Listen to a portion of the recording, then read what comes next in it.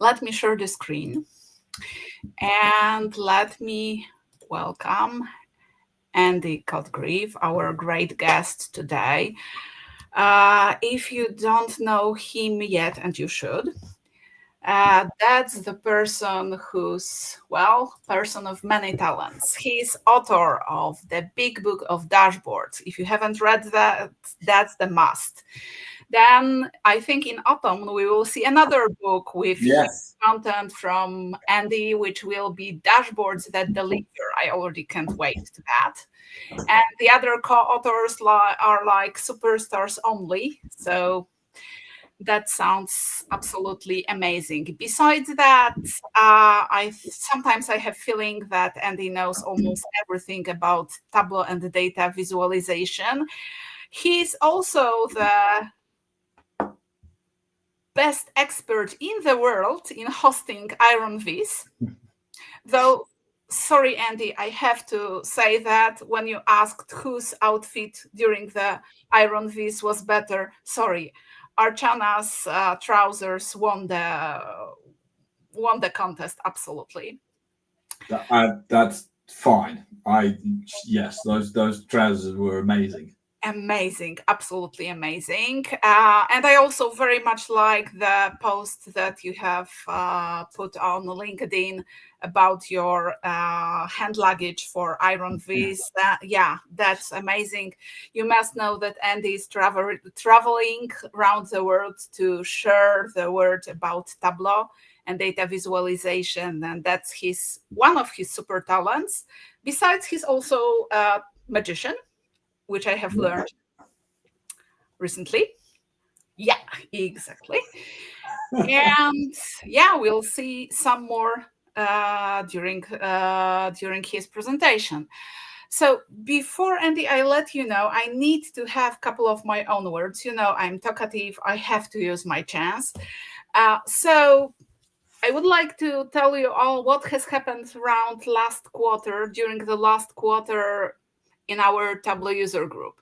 I had a privilege to take part in a Tableau conference, and this year not only be there and have chance to to take part in this amazing data farm event, but also I had my first time as a speaker there. And that was another amazing, absolutely amazing experience with full room for 200 people and 100 gathering around just to be able to hear. That was amazing, the amazing audience. Besides that, you must know a couple of other things have happened during the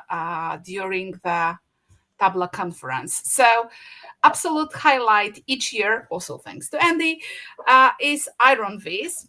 And this time, Iron Viz was like very, very high level thing with beautiful visualizations shown by each of the participants.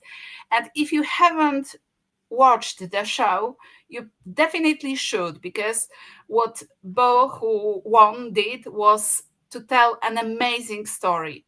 What he did was just the absolute masterpiece of storytelling, and it's really worth hearing, because it's not just enough to make a beautiful viz. Still, the story underneath is very much needed. Okay. Another highlight of each Tableau conference are devs on stage, and they tell everybody what is to come next year with new functionalities and new solutions introduced into Tableau. And there were quite a few connected to Tableau Next and to AI stuff. However, I have chosen 4 of my absolutely favorites. And that's one that has already been introduced, recycle bin in server and cloud, which means that if you get rid of something from cloud or server, accidentally, it will be there still for another month, and you will be able to get that back. That's very much needed. Another very important thing that is to come are custom color palettes inside of Tableau. I hope won't have any more to do that with this preferences TPS file, which is, well, pretty difficult to use. That part will happen soon inside of Tableau. Well, another thing which is like great news are rounded corners of of all containers, which I think has been asked for years and years at least. Then the final thing that I would like to mention is about accessible navigation. That's actually not something that is new to come. It has happened step by step over at least last 2 years, I think.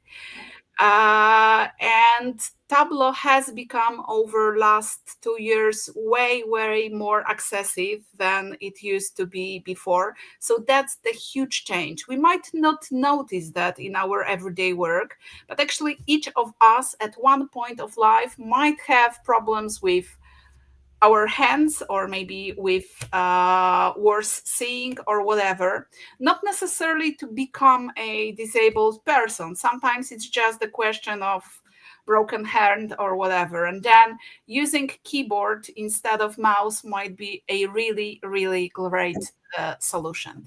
And finally, there is one thing that haven't been mentioned during the devs on stage, but still has been mentioned a year ago and has been mentioned during a couple of presentation, and I'm really looking forward to it. And these are composable data sources. And if you don't know what are composable data sources, just think right now we might publish a data source to cloud or server. But if we want to connect together the two data sources that have been already published, that's possible only in Tableau Prep. And that sounds slightly ridiculous. So composable data sources are to be next step. We will be able to connect two data sources that have been already published. And well, that haven't been said aloud, but I think that will be a revolution. And that's something I'm really looking forward to. And that's about the things that are new to come. But there is one more very important thing to mention. Probably you haven't heard about that, or maybe not all of you have heard about that, but Tableau Conference is not only hundreds of presentations, not only Iron V's, not only devs on stage and speaking about the features that are to come. But that's also the huge meeting of community. That's the huge meeting of all data farm people. And that's the time when VISIs, the prizes of data farm, are the awards of data farm are given to those who have been best over the year in different categories. So my first huge surprise was that both Poland TUG and me personally, we've been nominated to the prizes. Okay, not even shortlisted, but that was already the huge surprise, which I would never expect. So whoever has nominated, thank you. And then the other great thing was that we had our own winner from Poland, Kasia Gąsiewska-Holz, with her amazing visualizations that have been nominated in a number of different categories. And she won the prize for the best Viz of year. And as I was the person who lives closest to Kasia, I had a privilege to take her prize and be able to get it to her. So that was a wow moment. And yeah, we should all congratulate Kasia because she does an amazing job. Okay, next Tableau conference is gonna be in May of 2006. We'll see each other there. I hope as many as possible of us will be able to do that. That's not easy from the distance, but still, sometimes it's doable. So remember about that. And Tableau Conference is, of course, the huge event, but that's not the only one that we take part in. And this year, Veronika took part in Agent Force World Tour Warsaw. And she took part in panel discussion of people from different communities that are active in Poland. These are trailblazers. These are people from MuleSoft community, etc. And they discussed the challenges and innovations that the communities have to work with. Okay, that's another thing. And finally, we come to what has happened last week. For the first time in a long, long, long time, I have no idea how long, but still long, we had our on-site meeting, thanks to BNP that hosted us and gave us place to take where it could take part. We were able to organize an event. If you haven't been there, oh, that's a pity. We had great pizza, amazing pizza. Veronika found amazing pizza. And besides the pizza, pizza is an important part of that. We had two great presentations. Bartek Ciołek was talking about maps, when to use them, what can you do with them with Tableau, and even more interestingly, what you cannot, and when you should not use them in Tableau. And then also we had our second coming guest speaker, Krzysiek Zaremski, who took place of Maciek Filipiak, who unfortunately got sick. And Krzysiek told us about AI in Tableau and how artificial intelligence is supporting the creation of dashboards. So that was an amazing event. We were very, very happy to be able to meet each other. And our plan is to have another on-site event in third quarter of the year, and most probably also online events. So just remember about us, check the news, and you are always welcome, be it on-site or online. Okay, as I said, I'm talkative, I talk a lot, but it's high time to give floor to our main speaker today, Andy. It's time for you.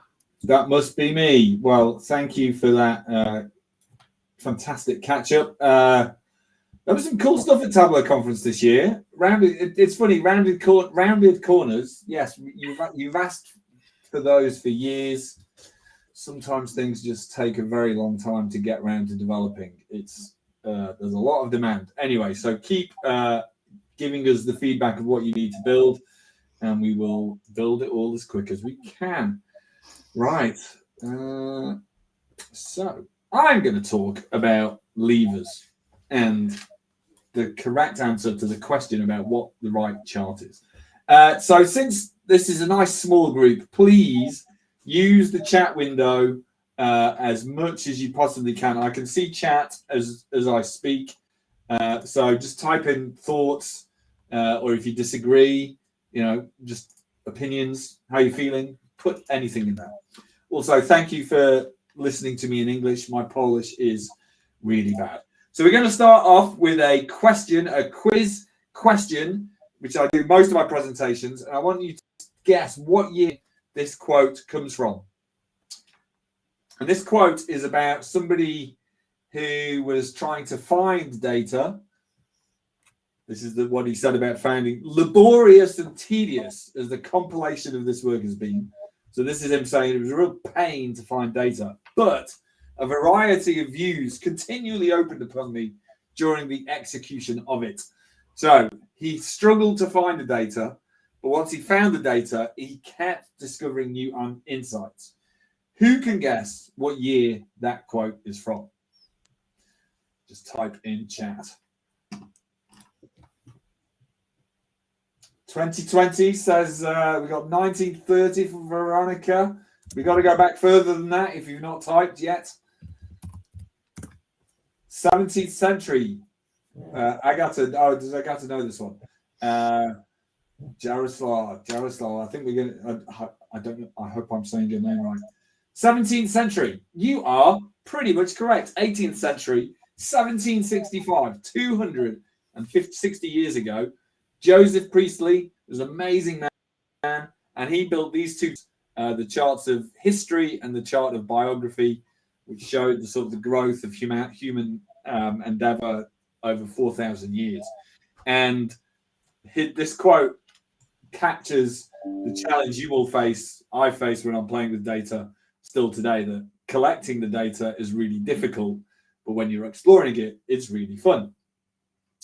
250 years ago. Amazing. Second question, what chart would you use to show this data? You don't have to type an answer to that in, but really the answer to this question forms most of the justification for what we're about to talk about today. The correct answer, well, you might have answered line chart or possibly bar chart. There you go, Zayad says it, line chart. So good answer, Zayad. The correct answer is it depends. And that's what we're going to cover today. What I've learned over 20 years in this field and why I can never give you a definitive answer. So as Agata says, I'm Andy. I've been at Tableau forever.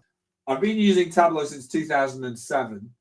And I've been building dashboards since 2005. And actually, earlier today, I was at a school of doing a sort of talking to 16-year-olds about careers in data. And I was like, I've been using Tableau since 2007. None of them were born. So it makes me feel a bit old, but it's been an amazing career. And after 20 years, I reached this conclusion that the correct chart is it depends. So let's go back. Let's go back to when I was really getting into this field. In 2010, I was reading books like these from Stephen Few. And Stephen Few in 2010, he was very much the chart should be pure and precise, as boring as possible, so that everything can be understood accurately. I was a convert. It made sense. But also in 2010, books by David McCandless were selling like hotcakes. So he wrote 2 books, Information and Knowledge is Beautiful. And his charts were kind of goofy. You couldn't accurately decode them. But this guy was selling thousands and thousands and thousands of copies of books. And he was on TV, he got TED Talks. And yet all the people who were making pure charts got no joy at all. So what was going on? How come? What did this tell me? So 10 years ago, I wrote an article in Huffington Post saying, well, how do you know you have become an expert? And the answer was, you know they're an expert when asked, what's the right chart for this data? The answer is, it depends. At that point, you know they're an expert. So Zayad, next time, it's always just use the words, it depends, and everyone thinks you're a pro. Now, that article became something lots of people used. They were like, well, Andy Cotgreave says it depends. Ha, ha, ha. So that's all very funny. But then some people in the field said, oh, Andy, this is not good enough. Nick Debra, who's a teacher and author of some really good books, Practical Charts, says, well, it depends covers every debate, all the bases. That's a problem. It's basically meaningless, Andy. Ouch. We can do better. So that is a fair accusation. I think it is reasonable. We can do better than it depends. So this is the better answer. When you are asked to make a chart, what does the answer depend upon? And it depends on these top 3 things, which we'll look at, and then I'm going to talk about some of these other things at the bottom to give you some context and frame this in AI if we have time. So the first thing you need to do is consider the audience. Any chart you are building, unless you are building it literally for yourself and nobody else will look at it, you have to know who is going to look at this, any visual you build. What message do they want to receive in that message? Do you want to tell them? And convey the chart in the right form for them. So essentially, you've got to provide, for the most amount possible, give them the greatest degree of understanding, requiring the least amount of effort from them. You've got to put a lot of work in, but you need to deeply understand your audience. The second book, our Dashboards That Deliver book, really dives super deep into understanding user needs. But essentially, it kind of depends. Then we need to choose the right chart. So for any visualization, it's a really complicated question. So going back to this question at the start, well, Zayad said line chart, and that kind of is the correct chart to show. But if you are understanding your users, then you're going to think, well, which question are they actually trying to answer? And each question has a completely different chart. And I find it astounding. This still astounds me that people don't really consider this. But if I show total sales through the year, I can draw this line chart, which shows the total, but I can't see A or B. Or I could draw this chart, which doesn't show the total, and I can't see A and B. And even at that most basic level, it's really each chart hides something else. Every single chart is a compromise. So it comes down to which story do you want to tell? And even then, it can be kind of hard, right? Because I could choose to show the average sales, and if I choose the mean, I'm showing that B did better than A. But the mean average sales is B over A. But if I show the median sales, then A did better than B, right? These are legitimate aggregations. There is no lying in either of these things, but they're telling a completely different story. So I'm going to guess some of you will have heard the phrase single source of truth. You certainly will have heard it from Salesforce. A lot of business intelligence, analytics, and AI vendors say you need to have a single source of truth. I think that is not right. And in fact, I got in a bit of trouble in November last year because I did an interview with Ted Cozzillo, who's a data journalist, or he writes about the data industry. And I did an interview with him. And he quoted me what I said in the interview. I said, there's no single source of truth. It's bullshit. It's a selling tool. I got in trouble with that because it goes against the messaging of Salesforce and Tableau. But there isn't a single source of truth. Each one of these is a different truth that you have the power as a data analyst to reveal or hide to or from your audience. That's why your job is. Can AI do it for us? Yeah. Well, we'll see the answer in a minute. Once you've chosen a good chart, then how do you treat that chart such that it is formulated and designed in such a way that the users get what they need from it? And I call that my levers model. So 6 different ways you can change a chart and sort of tweak it to change the message. All right, so here we go. So L stands for level of detail. This is something that's so easy to iterate through in Tableau, right? You can build a chart that has loads of granular detail on it. So this is an award-winning chart from the Wall Street Journal, and it shows polio across the US from 1925 to 1970. So we've got time on the x-axis. Each row represents a US state. So each square represents the amount of polio in that state in that year. The black line shows when the vaccine was introduced. You already saw this story. The story of the chart was really obvious from straight away. There was a lot of polio. There was a vaccine. There was no polio, right? Amazing, wonderful public health eradication of serious diseases. But the thing about this chart is that you can then look at, you can then interact with this chart and go and see what was going on in every given month. Because you could show, if you push the level of detail from granular to sparse, then maybe you don't need to show every state. You could just show the line chart. Polio went up, polio went down, right? The insight is provided faster, but it is provided at the expense of extra detail, right? So when you build charts, is your goal just give the briefest insight and get your people out of there, or give people some decent insight with the ability to find out more information on demand? I can't tell you the right answer. It depends on what your users need. E is for emotion. So you could make a dry, boring bar chart. And I love boring bar charts. Boring bar charts are great. I've just noticed, Agatha says, what about certified data sources that are to be the single source of truth? Let's go back to that. Well, even that's a great question. So even if these charts come from a single certified data source, I can change the story based on the aggregation I use. So I can tell a true story that B did better than A. I can tell a true story that A did better than B based on my statistical choice.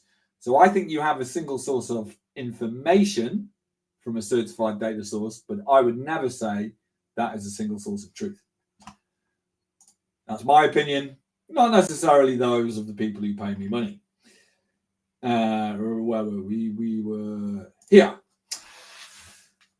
Oh, we were on a boring bar chart, weren't we? So here we go. This is pollutants, the level of pollution in the atmosphere in the city of Sheffield on the week of the 5th of November, 10 years ago.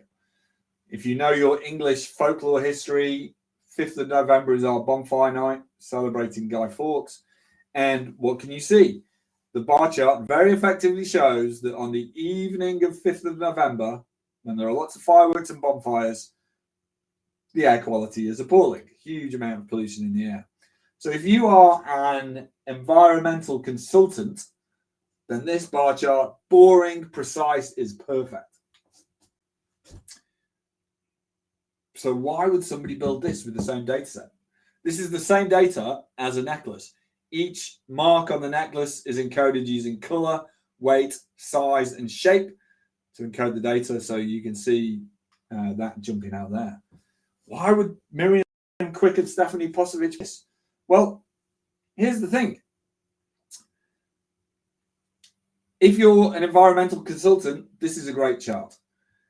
This was built for an exhibition in the city centre of Sheffield, where people shut out shopping or out socialising on Saturdays would come and visit.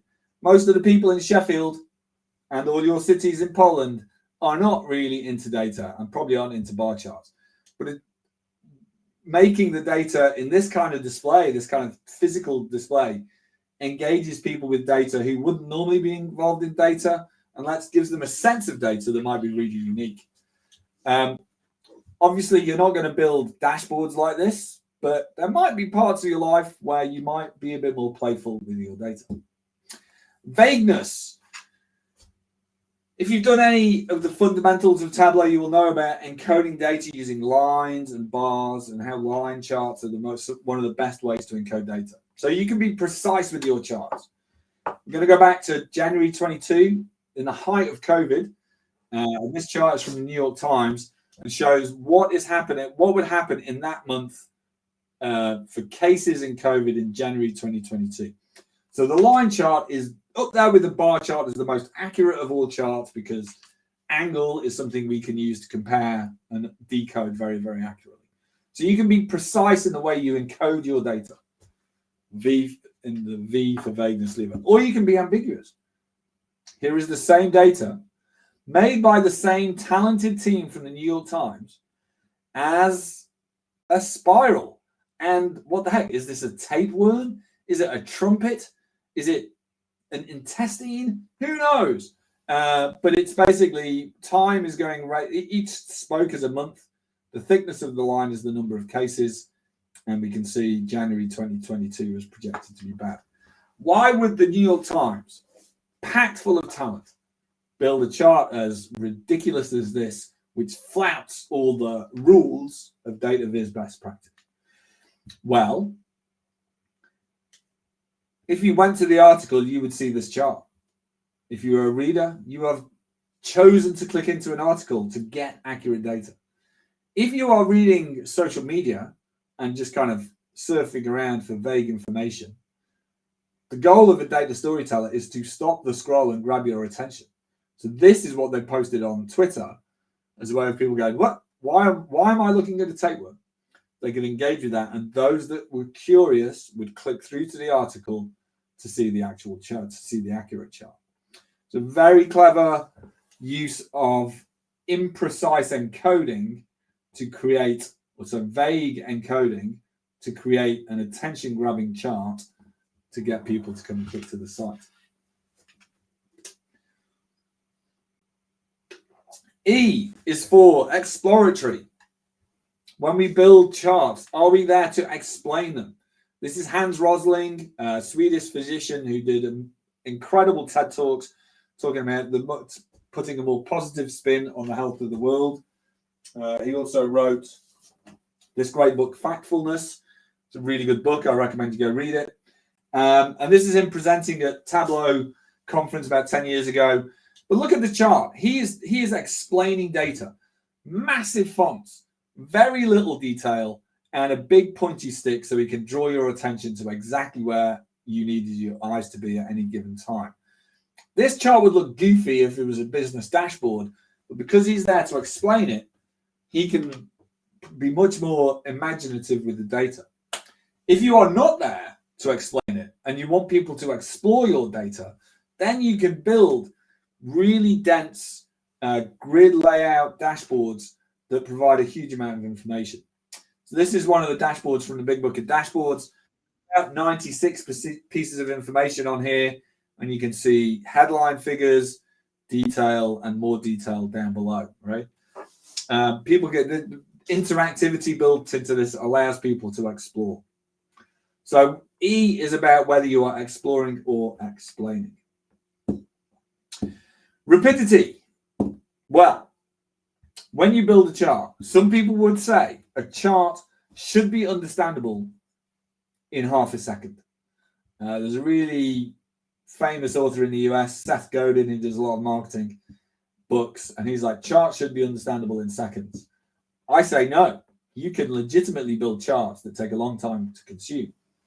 So here is a chart. If eagle-eyed, you might notice that this chart is also printed on my wall behind me. It's an amazing chart. If you haven't seen it before, Edward Tufte called this the best statistical graph ever made. And to understand this chart, we have to go back to 1812, to when Napoleon took an army to Moscow to beat the Russians, and it all went horrifically wrong. Let me explain the chart if you've not seen it before. Napoleon amassed an army on the Russian border of about 500,000 soldiers, which is astonishing. So the thickness of this line represents how many soldiers he had in his army as he marched towards Moscow. And you can see the line is getting thinner and thinner and thinner. And that's because the Russian army is adopting a scorched earth policy, which essentially burns the forest and destroys the villages and all the crops. So it starves the army as it advances, but it's kind of brutal because it also starves everybody living there as well. So effective military tactic, horrible for the population. When Napoleon got to Moscow, there was nobody there to, the city had been evacuated, so there was nobody to fight, and Napoleon had to beat a retreat. So now the color changes, with black represents the retreat, and now you can see this line is getting very, very thin indeed. Because what's down below, what you can see down below is the temperature at each point along the way, and it's now the middle of the Russian winter, so it's really, really cold. Almost half the remaining soldiers perish at the Bretsnia River crossing, and Napoleon gets back with 10,000 soldiers, having failed in his mission. So it's one of the biggest military disasters of all time. And it has taken me 90 seconds to explain this chart. But now you know the chart, it reveals a huge amount. We can see the physical geography of the location. We can see the rivers that had to be crossed. We can get a sense of temperature, of retreat, of size. We've got lots of dates. And this was an amazing chart drawn in 1869 by Charles Minard. So that is slow charts. They're amazing. But let's go back to 1812. Let's imagine you are Field Marshal Kutuzov, the guy in charge of the Russian army, having a chat with Emperor Alexander, the Russian Tsar, in 1812. And we're going back. It was a long time ago, so we'll use some old Android technology to recreate this conversation. Alexander says, brilliant job on Scorched Earth. You smashed Napoleon. Mikhail says, well, can we go and have some vodkas later? Pretty good. I'm happy. But then Alexander says, yeah, but can we do a PowerPoint presentation to the leadership team first, please? Smiley face. At which point, if you've been in this situation when the boss asks you for a PowerPoint, you're like, how long am I going to have in that meeting? 2 minutes. You've only got 2 minutes. And you can bet, guys who are in charge of big organizations, they talk a lot, right? So that 2 minutes probably turns into 30 seconds.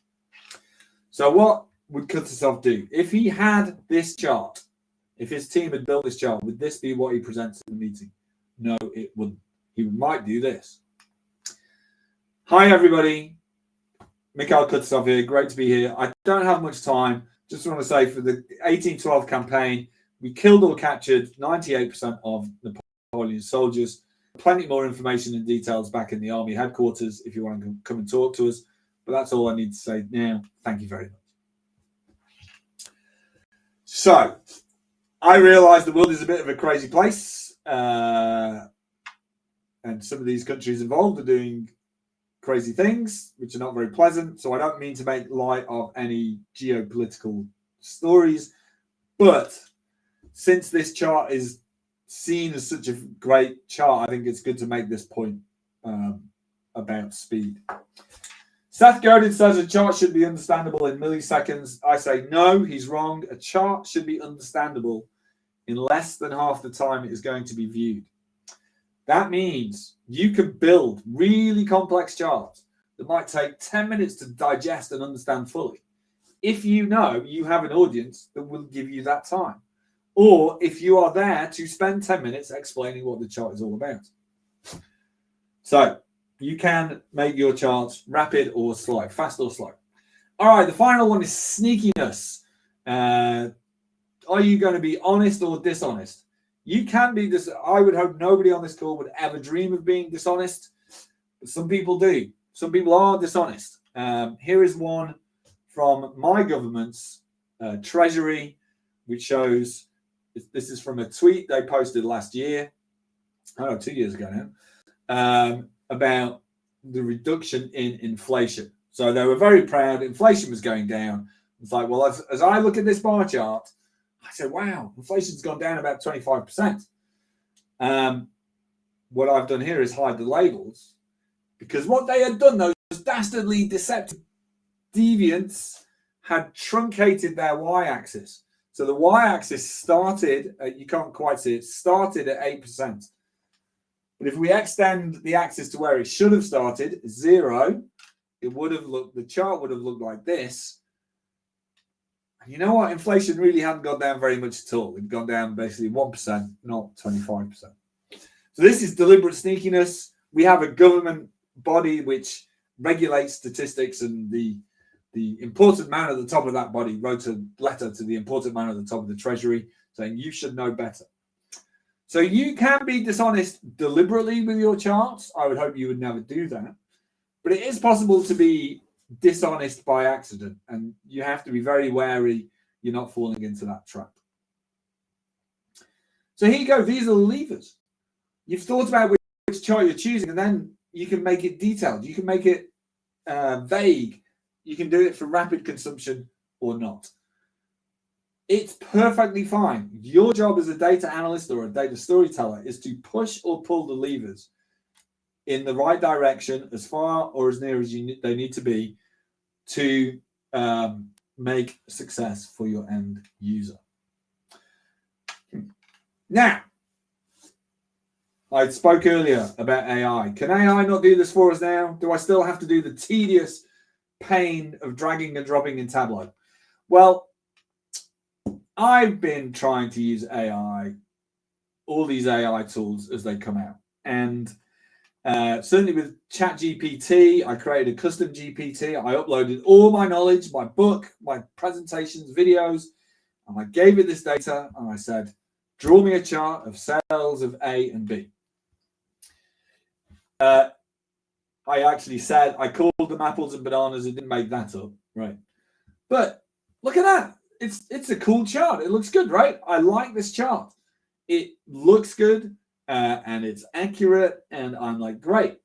I could go paste that into a presentation and show it to my boss. But before I did go back to Tableau and go, well, the actual data, this data set, the numbers go up throughout the year. So what is going on here? It took me 3 or 4 more prompts to work out that what ChatGPT had done was sort the months in alphabetical order rather than time-based order, right? So I had to get it to show these so I could work out what had happened. But it didn't label the months, so that was hidden. So this is an absolute fatal error, right? And it was only because I was being incredibly diligent that I noticed it. And who can say amongst us that when we're using LLMs, are we all hyper vigilant for every single thing these things produce? I would say we aren't. I certainly am. I certainly am not, sorry. And one of the biggest challenges we face as data analysts is the matter of trust. When we share data, when we share dashboards or insights or reports, our business colleagues trust that we are telling that we've done good analysis and are not lying. And I really worry that with LLMs, my experience is they are very, very prone to hallucinating and getting things wrong that are very hard to spot. So I did manage to fix the chart, but only because I noticed it. You can also do data storytelling.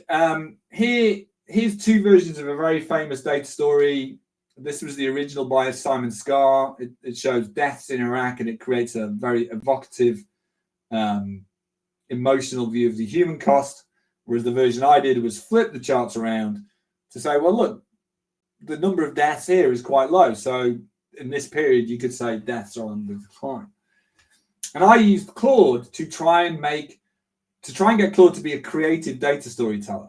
So here I would say, build the charts, but I'm not giving you any input into the story. I'm just saying, focus on the human tragedy, right? So what I'd said here is, be an editor, right?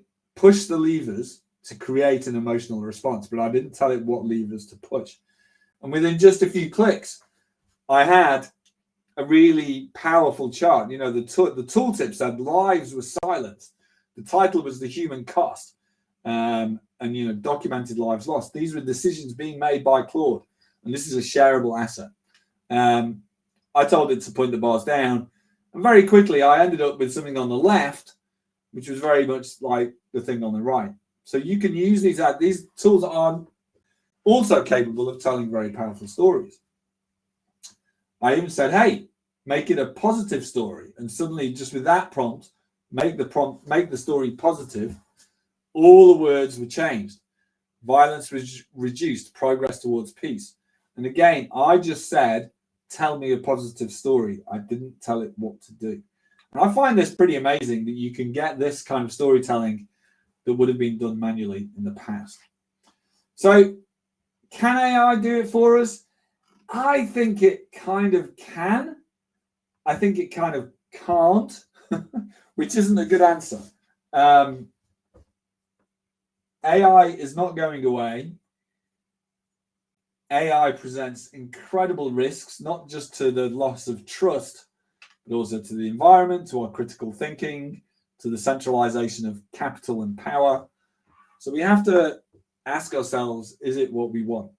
I know I'm quite a lazy person, so I use a lot of AI knowing the downsides of it. As you advance in your career, the people who know the skills of their job and can use AI alongside them are going to be an advantage of the people who know the skills of their job but can't use AI, or the people who can use AI but don't understand the fundamentals. So I think it's a difficult place to be. So there you go. We've done levers. I'm going to miss. I've skipped one section because we are beginning to run out of time. As you go out and build visualizations, as you explore data in Tableau for dashboards or for Tableau Public or for one-off charts, your job is to explore and find the right chart for your end user, and then consider how you push and pull levers such that the users get what they need to do. The reason that Tableau is the best tool I've ever used in my life for this is because the process of finding this chart is this messy squiggle. As you explore data, you go backwards and forwards, and you look at loads and loads of views. But you make views, you make charts, and by doing that, you know that by the time you get to the end of the process, you've got the right thing. I think a lot of our competitors, you just press a chart button, and then if you don't like it, you have to start from scratch. There's no real iteration. But this is why I love Tableau and have done for nearly 18 years for now. So I didn't show you the example work through. Sorry about that. But that is essentially the levers that I push and pull when I consider what the right chart is for an audience. With that, I will stop there and say thank you very much. And I'd love to take some questions. I hope that has been useful. And if you don't have any questions, you might have some comments. Do you agree with me? Do you disagree? Let me know. So thank you, Andy, a lot. We still look for the comments and questions in our chat. Veronica, do you have any questions? Yes. It will be quicker to just ask it than type it. I was wondering how original this AI example with data from Iraq was, because in the internet you could easily find this blue and red version that the AI recreated. So I was wondering if it was really creative and building something unique, or just recreating what he or it scanned. Yeah, that is a absolutely brilliant question. Right. So the first thing we could notice is, well, I loaded a data set and I called the data set the Iraq bloody toll chart, right? So I kind of uploaded a file which gave it a clue about where it might have seen this in its training data, and also perhaps on the emotion. I did actually redo this whole exercise with a data set just called deaths in Iraq. Right. So I think that it's a really valid question. I'm just trying to find if I can find the one thing I did, Veronica, was also then I tried the exercise again and said, do something. Okay. I don't think I'm going to be able to find it. Maybe it's this one. Right. Yeah. So in this example, I said, okay, I want you to imagine something new, right? This is the same data set. Imagine something never been done before, because I wanted to counter that exact question. Now, what it's drawn here, I don't think actually works very well, but the idea is amazing. What these are meant to be, each one of these is meant to be a candle, right? And it's like, imagine candles on a wall, and the height is the height is the height of the candle and the flame. I can't quite remember, but the height of the candle represents the amount of lives lost in that given month. So I don't actually think this particular implementation of that is particularly successful, but I could go and mock something up in Illustrator or Photoshop that does make this candle metaphor come to life. And I've certainly never seen that before. So clearly Claude has been trained on all sorts of data storytelling and ideas and creativity. and it has implemented that in what is to me a really novel way. So I think, Veronica, it can generate ideas that are novel and new. Yeah, this is very novel, and yeah. Thanks for answering. And Just here's the prompt. I want you to think creatively. You're allowed to think outside the box, right? And I mean, it came up with some terrible things. All right, were there other questions? Well, one more. I've just noticed that you use Claude. Do you see any differences in effectiveness, maybe, between ChatGPT, Claude, and all the other stuff around? I find for analyzing data and creating charts, Claude is just way better. I mean, OpenAI and ChatGPT does some incredible stuff.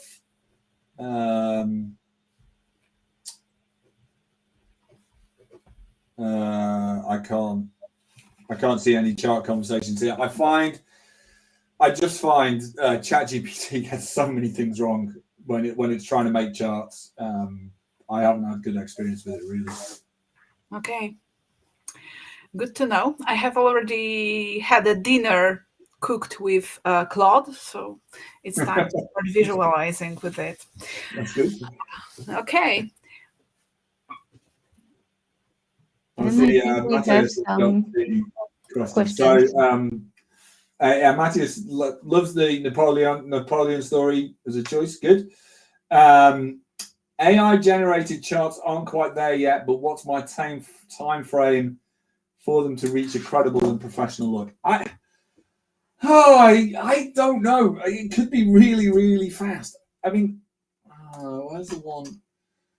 Let me see if I can find the one we did recently.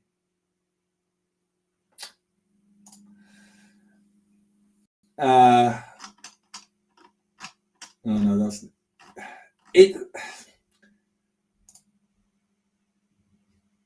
No, right. Okay. It's going to be really fast. Whether they will be accurate and trustable, I think, is a harder thing to achieve. But certainly when they have a credible and professional look and feel, this one on the screen is not actually a great example of that. But that some of them, you can make them look really good really quickly. And right, yeah, I'm not going. Yeah, I'll stop there because otherwise I'll just click on all the Claude things I've done and be confounded by them all without telling you anything useful. What do I feel in my guts? Yeah, it's very soon. I think the credible look is very, very soon. The reduction of hallucinations, I'm not sure will be fixed soon at all. I think it's a huge risk. Huge risk. There you go. That's my answer. Hope you like that. Any other questions? I've just shared the link to my newsletter in chat if you want to find out updates on dashboards that deliver and other things. Mm-hmm. Okay, great. Thank you. I just look if there are any other questions, but I cannot see any more, unfortunately. So thank you for the amazing presentation. Is there any other question? I can see something longer here. Yes, there is a question. You want to know about Tableau next or Tableau Pulse? It seems like Tableau is incorporating more Gen AI into the dashboard creation process. How do I think that will augment our roles as data analysts? 3 minutes. The entire industry has responded to LLMs and generative AI and gone, we need this in our product straight away. And I think it's a reasonable thing to have pivoted towards because, for all the challenges of AI, if I can do stuff quicker and automate things, then that's a good thing, right? And as a data analyst, if I can build a dashboard that pleases hundreds of people in my organization, that feels great. If I could train an agent that goes and enables people to ask and answer questions, and hundreds of people can use that in an organization, I think as an analyst, I could also feel pretty good and proud about that. So we're all trying to chase it, right? And if you look at the analytics industry, everybody is putting agents and co-pilots into their tools. The challenge we have, is that let's go back to this slide. Okay, so instead, let's say this says, show me sales, right? Because humans are lazy. What are A and B doing? Well, so what did you actually mean, right? All of those different questions. So the challenge we face is that humans do not write or type or say what they actually mean when they put stuff in Gen AI. And for data analytics, that's really hard. So we are working hard to automate some of the processes, to bring agents to customers. It's going to be rocky. Yeah, honestly, it's going to be rocky because it's really hard, and we need people trying them out, giving us feedback so we can get them to work. Good question. Will it augment our roles? Yes, it's going to take several years to get it successfully done.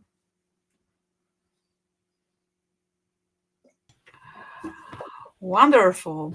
Lots of great knowledge, lots of great visualization. I felt in love with the presentation years ago, and I think I have heard that for the first time, and each time I enjoyed exactly the same. I find new points in it. So thank you for that again.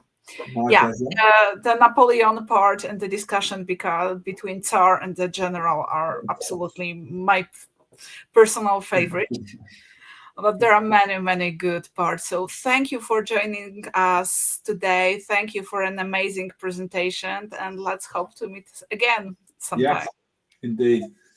All right, enjoy the evening, everybody. Thank you, and see you soon. Thanks. Bye. Thanks. Bye.